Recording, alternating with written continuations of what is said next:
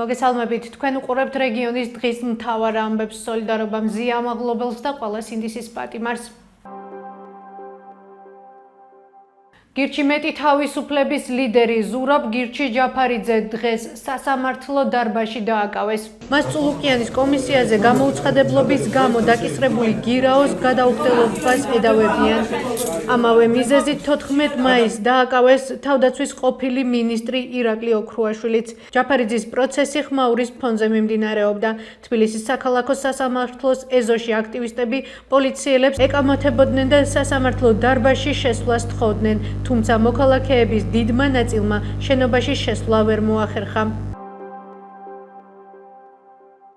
ქართული ოცნების ფარას გაუქმების მოთხოვნით საიამ სტუდია მონიტორმა და საქართველოს ამბებმა სარჩელი საკონსტიტუციო სასამართლოში წარადგინეს.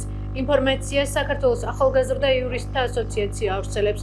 გავრცელებული ინფორმაციის მიხედვით ქართული ოცნების ფარა ქმნის რეალურ საფრთხეს გამოყენებული იყოს დამოუკიდებელი ორგანიზაციების და ფიზიკური პირების გასაჩუმებლად და დასასჯელად.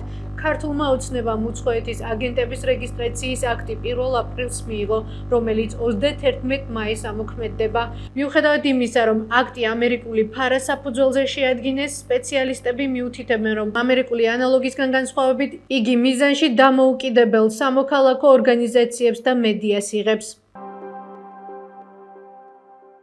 ადიგენის სოფლებში, ჩორჩანში, ნამინაურში და ზედუბანში შიდა საუბნო ბეტონის გზის რეაბილიტაცია იგეგმება, რისთვისაც მუნიციპალიტეტის მერია 250.000 ლარზე მეტის დახარჯვას გეგმავს.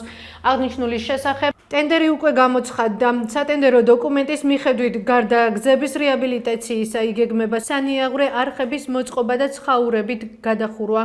თანხა სრულად 2025 წლის ადგილობრივი ბიუჯეტიდან გამოიყოფა. წინადადებების მიღება 27-30 მაისს იწარმოებს.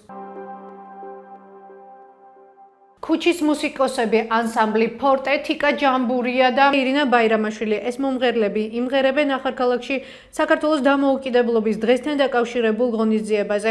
ინფორმაციას ახალქალაქის მერია ავრცელებს.